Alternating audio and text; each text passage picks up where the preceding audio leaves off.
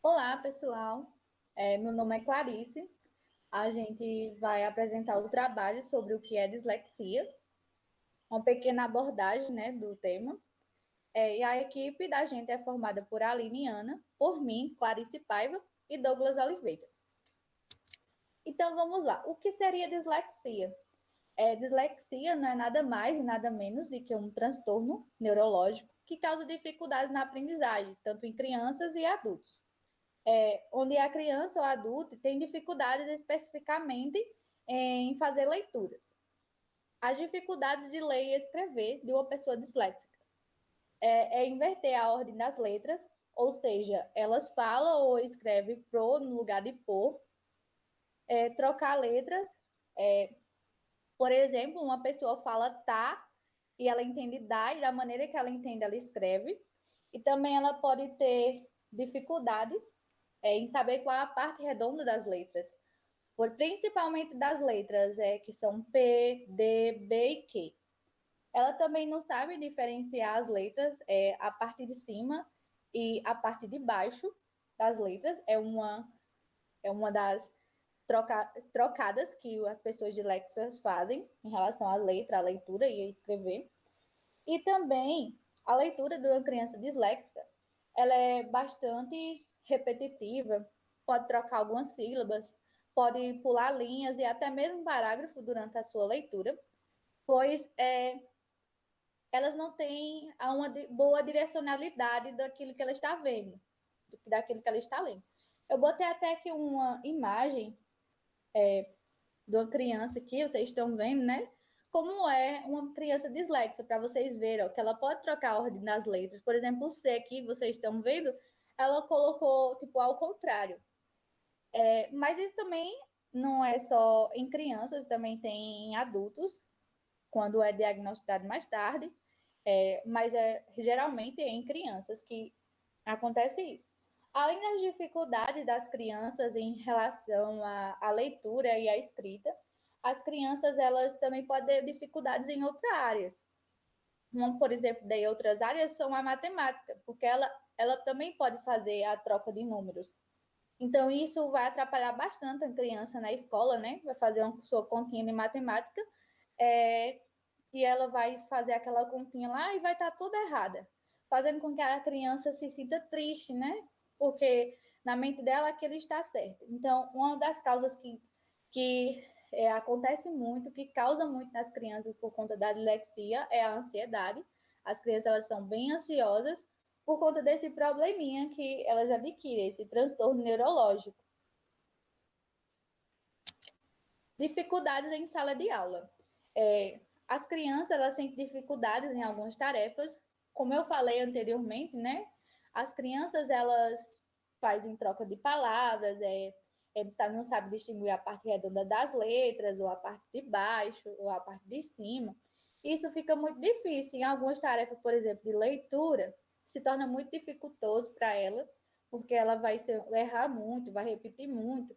E também em ditados de palavras, porque da maneira que elas escutam, elas vão escrever. Então, é um dos problemas que existe em sala de aula. Também o outro problema é a aceitação. Elas são sempre ansiosas e são sempre querendo mostrar para os coleguinhas de sala de aula que eles têm a mesma capacidade. Elas não se aceitam que têm dislexia. Para elas estão tentando mostrar que não possuem nenhuma dificuldade de aprendizagem. As causas da dislexia. Tem os fatores genéticos, né? Que, segundo estudiosos, isso pode ser um fator que causa a dislexia. Segundo estudos, cerca de 50% das crianças e pessoas que possuem dislexia, elas possuem pais, irmãos ou familiares que têm essa doença, esse transtorno, no caso, né? Então, existe esse fator, mas isso ainda não é 100% comprovado, não, como posso falar, não existe uma comprovação científica. E o funcionamento cerebral da criança que possui dislexia, ela é diferente do desenvolvimento do funcionamento cerebral de uma pessoa normal, ou seja, de uma criança normal. Aqui eu coloquei uma imagem do cérebro para vocês verem a diferença do cérebro normal para o cérebro de uma criança disléxica, no caso. Então, vocês estão vendo aqui são as partes que afetam a criança que possui dislexia. Bom, pessoal, essa é uma pequena introdução do que é dislexia. Eu vou dar continuidade à Aline. Deixa eu desligar meu microfone, Aline. Não, tudo certo. Vamos iniciar agora com mais um dos temas, né? Divisão de opiniões sobre a dislexia, desafios e limitações encontrados pelos professores e alunos, que a gente vê muito assim, né? Em sala de aula, como futuros professores, a gente tem que saber lidar com esse problema. A gente tem que saber encarar e a gente deve até mesmo saber compreender o nosso aluno, né? E existem várias opiniões relacionadas a isso quando a gente vem para esse meio, né? Das dificuldades que a gente tem em sala de aula em relação a esses alunos. Pode passar. Alguns obstáculos que podem ocorrer no processo de aprendizagem. Coloquei para vocês o primeiro, fator condicionado pela escola, né? Entre os muitos que a gente tem, eu vou citar alguns para vocês, né? Que é pelo professor, né? Professor que está com o aluno dislexo na aula dele, ele não vai saber, por exemplo, ter esse contato, né? De levar o conhecimento desse aluno, porque o aluno ele não vai compreender bem e o professor também, às vezes, não tem um certo jogo de palavras para entender esse aluno e fazer com que ele compreenda bem. A gente também tem pela relação professor-aluno. Essa dificuldade é extremamente grande, porque os alunos em geral, né, que têm esses problemas, não só a dislexia, mas outros também, esses alunos eles não têm um certo contato com o professor, não tem aquela relação do professor-aluno, daquela conversa, não tem o chama que um tem para o outro, os outros colegas também são um pouco afastados dele, né? Como tem aí pela relação entre os alunos. Então, a criança dislexa, como Clarice já citou, é aquela criança assim, que ela não aceita que é dislexa. Então, os outros colegas podem até ficar achando, você é burra, você não entende as coisas, você é lerda, coisas que vêm a julgar, né? Tem até professores que chegam e até jogam palavras bem complicadas de a gente relevar, né? Como a gente tem um problema. Então, o ideal é que o professor ele não fique falando que fulano tem um problema, que fulano está acontecendo isso com aquilo. O ideal é que a gente, como futuros professores, que a gente saiba recorrer a esse aluno, a gente identifique, através do que a gente observa, esse problema que ele está sentindo. E também a gente tem pelos métodos didáticos, né? O que é isso? Aqueles métodos que a gente vê, até mesmo em metodologia, vão ser complicados para a gente, né? Porque como a criança ela não entende bem, como é que eu vou adicionar um método didático para ensinar ela, por exemplo, fazendo perguntas para explorar o conhecimento que eu já tenho dela, se a criança ela não entende bem, né? Se a criança ela já se sente excluída e além da dislexia, né? Ela vem os fatores secundários da dislexia, que é a ansiedade também, às vezes vem uma depressão também, já por ser um pouco excluída de certa forma, não só na escola, como em várias outras classes da vida que ela vai ter. Pode passar. A gente também tem, assim, as relações familiares, né? Porque, assim, normalmente não tem... A mãe da criança dislexa vai na escola, às vezes não sabe que a criança é daquele jeito, às vezes o professor tenta alertar, a família releva, então tem várias ocasiões e uma pessoa, assim, todos os problemas são bem complicados, né? Mas a dislexia, ele vai bem mais a fundo, assim, porque através dela a gente consegue ver que a criança passa a ter vários outros problemas. E aí eu coloquei para vocês nesse outro slide, entre os professores existe uma teimosa oposição em aceitar a dislexia. É o que eu estava falando para vocês. Alguns professores, eles sabem identificar, eles reconhecem que alguns alunos têm essa dificuldade, que alguns alunos eles não pensam direito sobre aquilo que iriam pensar, eles trocam as palavras, trocam os números, dificultando mais ainda o ensino que eles têm, né? O que eles estão sugando do professor. Então, vai ser um quebra-cabeça que eles não conseguem montar. Eu coloquei para vocês a opinião do Barros, 2002, para alguns a dislexia nada mais é do que uma desculpa para a falta de vontade, como se o aluno não estivesse se aplicando bastante na aprendizagem.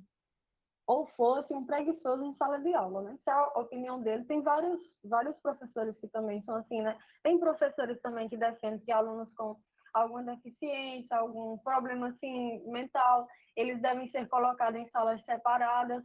Eu particularmente não concordo, né? A criança ela tem que, por mais que seja difícil, a gente veja que não dá tanto certo, é pior você colocar ela afastada do que você deixar ela inserida lá naquele meio. Vai ter a exclusão deles com os alunos da sala? Sempre vai ter, né? Até mesmo se ele estiver em outra sala.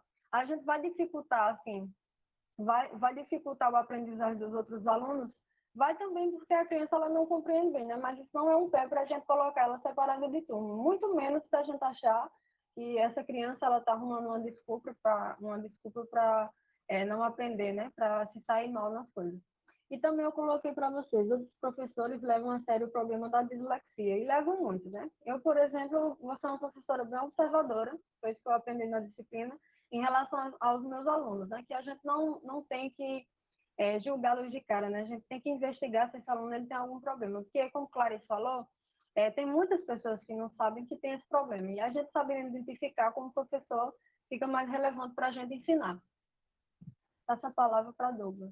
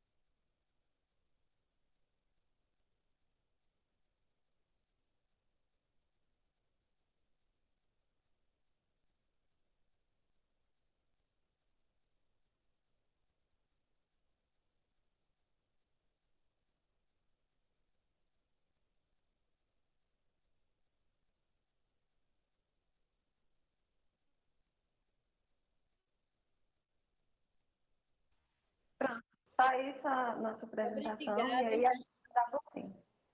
Obrigada, pessoal. Espero que vocês tenham gostado. Essa é uma breve apresentação do que a gente quis dizer. Pode parar.